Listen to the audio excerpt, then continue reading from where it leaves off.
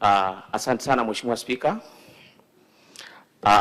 Awali yote kwa naomba ridhaa yako Mheshimiwa Spika, niweze kutumia mkalimani wa lugha ya alama wakati nachangia na nauliza swali kwa Mheshimiwa Waziri Mkuu. Unaniruhusu niweze kukaa? Anaweza kukaa.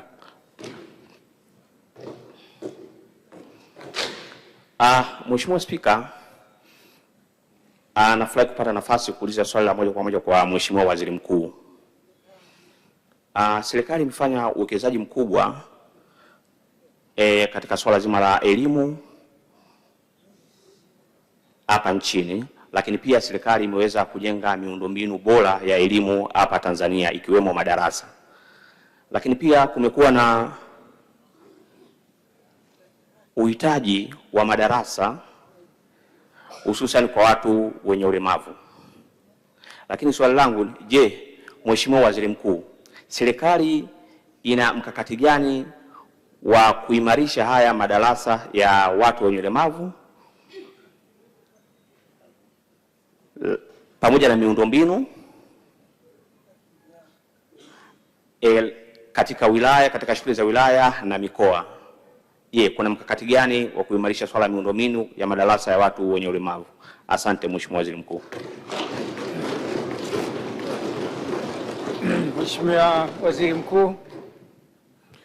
Mheshimiwa Spika, nimpongeze Mheshimiwa mbunge kwa kulileta swali zuri ambalo linagusa watu wengi katika jamii yetu ya Tanzania na dunia kwa ujumla. Mheshimiwa Spika, serikali inatambua umuhimu wa kuzingatia miundombinu ambayo inajumuisha watoto wa Kitanzania wenye mahitaji maalum kama ambavyo Mheshimiwa mbunge ametoka kuulizia.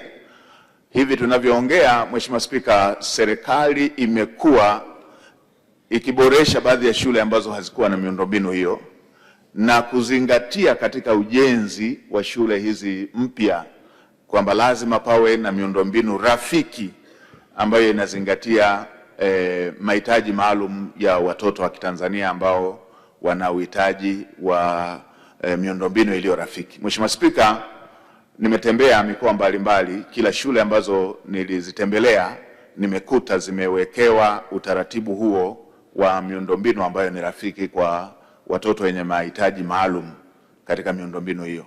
Tunavyoongea Mheshimiwa Spika, tuna takriban shule 7,600, zaidi ya 7,600 ambazo ni jumuishi, zinazingatia mahitaji maalum kwa ajili ya watoto wenye mahitaji maalum. Na Mheshimiwa Spika, hivi karibuni katika miaka 4 iliyopita, Mheshimiwa Daktari Samia Suluhu Hassan amejenga shule 26 maalum kwa ajili ya watoto wa kike, maalum kwa ajili ya shule kwa ajili ya wasichana.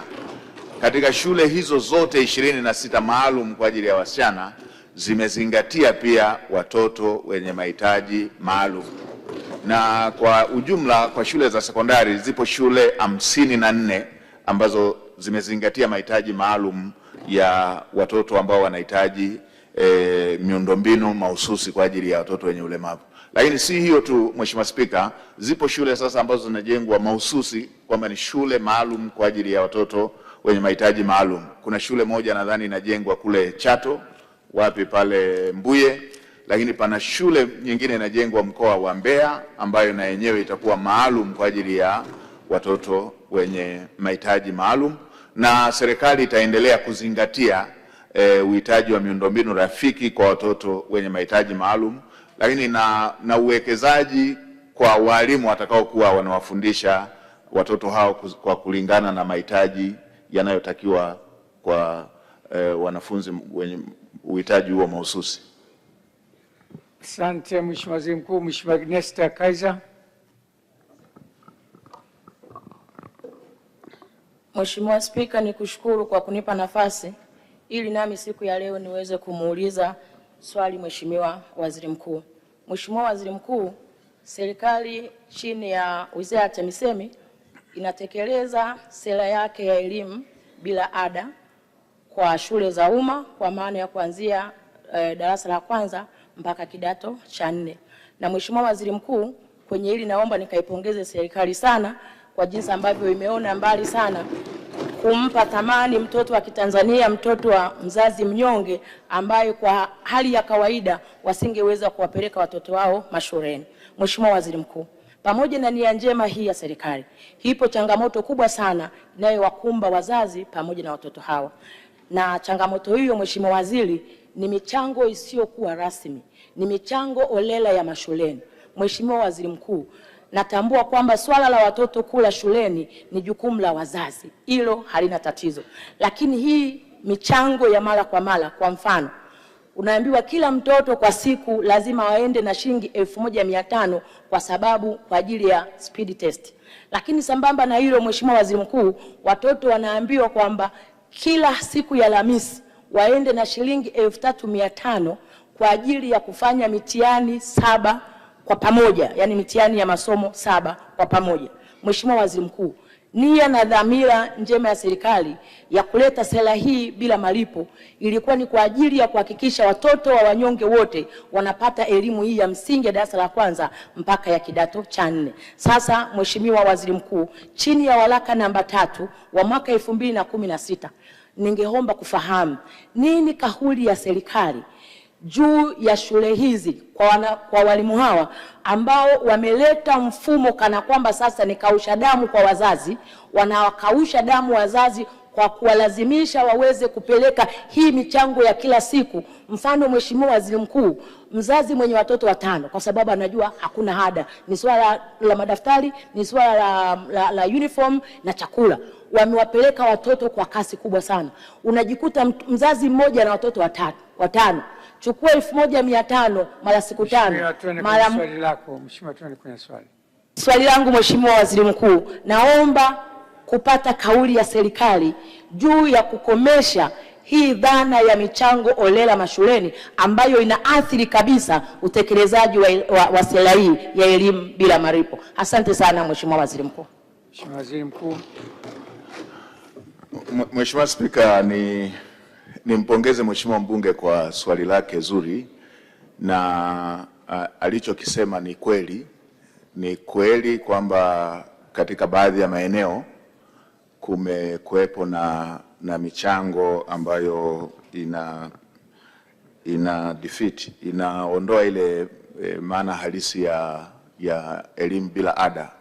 Mheshimiwa Spika, ni kweli pia michango hiyo ikiwa mingi ina athari kwa watoto na kwa wazazi na familia hizo, hasa familia ambazo hazijiwezi. Mheshimiwa Spika, ninasema ni kweli kwa sababu nilipokuwa ziara katika mkoa wa Katavi, alikuja mama mmoja kati ya wananchi waliouliza maswali, akasema mwanae amekosa masomo kwa takriban miezi 2 naenda 3 kwa sababu aliambiwa asiende shule mpaka aende na mchango wa takriban shilingi 50,000, ambalo ni jambo baya.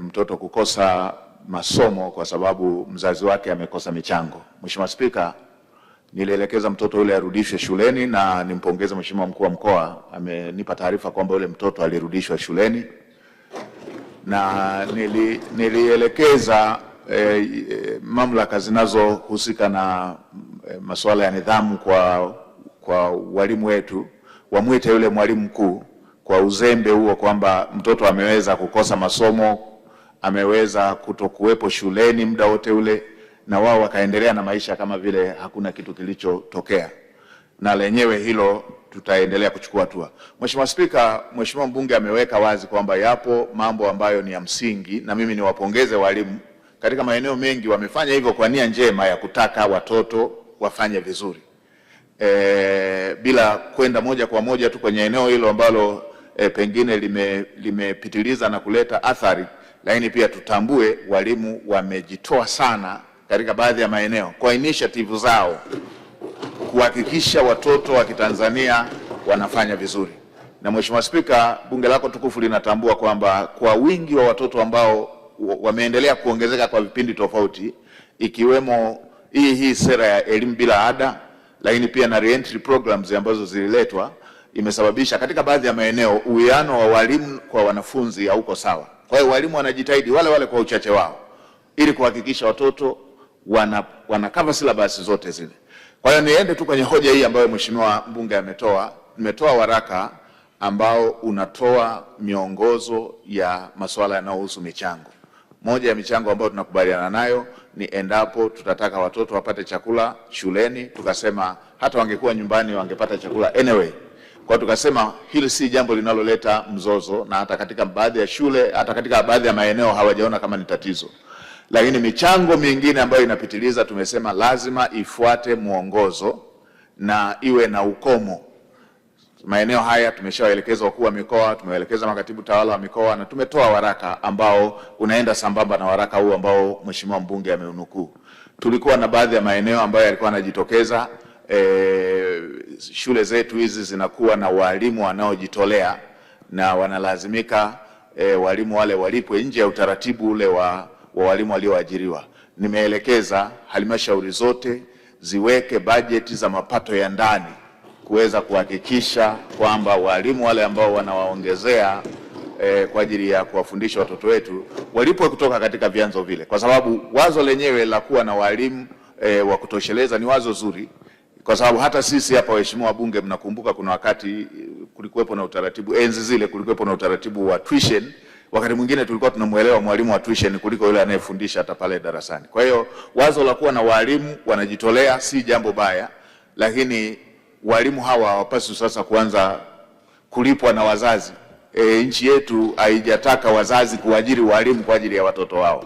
Kwa hiyo mamlaka ya serikali za mitaa pale ambapo pana uhitaji huo wajiratibu, watumie mapato ya ndani kuweza kuhakikisha kwamba badala ya kwenda kwenye michango watumie mapato ya ndani kuweza kuhakikisha wanakava masuala ya aina hiyo.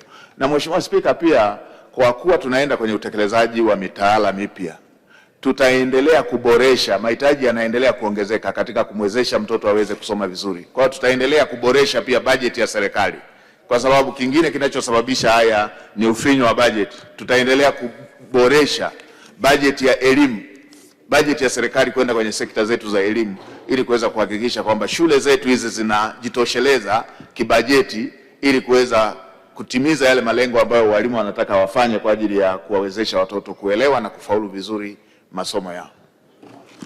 Asante. Mheshimiwa Isaac Kopriano. Mheshimiwa Spika, nashukuru nami kwa kupata nafasi ya kumuuliza swali Mheshimiwa Waziri Mkuu. Mheshimiwa Waziri Mkuu, kutokana na ziara zako hususan nchini, umekuwa ukipokea kero mbalimbali kutoka kwa watu binafsi na wananchi, na kero hii imekuwa mengine yakipata majibu hapo kwa hapo na mengine hayapati majibu, na majibu mengine kwenye timu ile ya tathmini na ufuatiliaji, majibu mengine ni hafifu. Mheshimiwa Waziri Mkuu, je, serikali ina mkakati gani ya kuimarisha timu ya tathmini na ufuatiliaji ili kuharakisha na kupata majibu ya kero ya wananchi hawa kwa wakati, hususan wananchi wa vijijini? Mheshimiwa Waziri Mkuu. Mheshimiwa Spika, na mshukuru Mheshimiwa mbunge kwa swali zuri, lakini hasa akinukuu mambo yanayojitokeza kwenye ziara.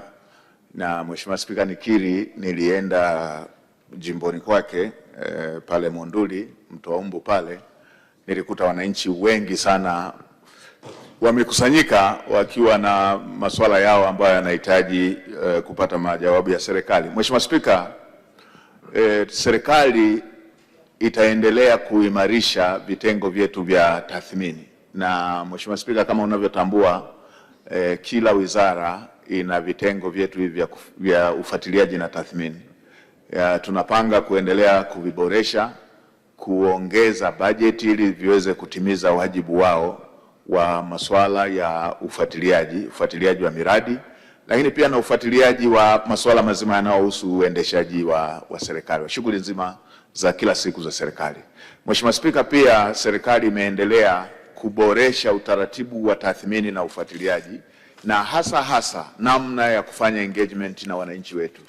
Mheshimiwa Spika, tumeenda kwenye utumiaji wa mifumo katika baadhi ya maeneo ambako wananchi wanaweza wakatumia mifumo, waweze pia na wenyewe kuweza kupeleka hoja zao na kupata mrejesho wa hoja hizo ambazo wamezipeleka kupitia mrejesho, ambapo kila wizara sasa ina platform hiyo ya mrejesho, ambapo umeona katika baadhi ya wizara kazi hiyo inaendelea ikiwa inaongozwa na wizara yetu ya ofisi ya Rais utumishi, lakini nimeshaona pia wizara za kisekta. Nimeona kwenye afya wakitumia dirisha hilo la ongea na waziri, na wizara zingine zote, hata ofisi ya waziri mkuu, na sisi tumeshatengeneza hiyo dashboard ambayo tutakuwa tunaendelea kufanya ufuatiliaji wa kupata mirejesho, kupeleka mirejesho kwa wananchi.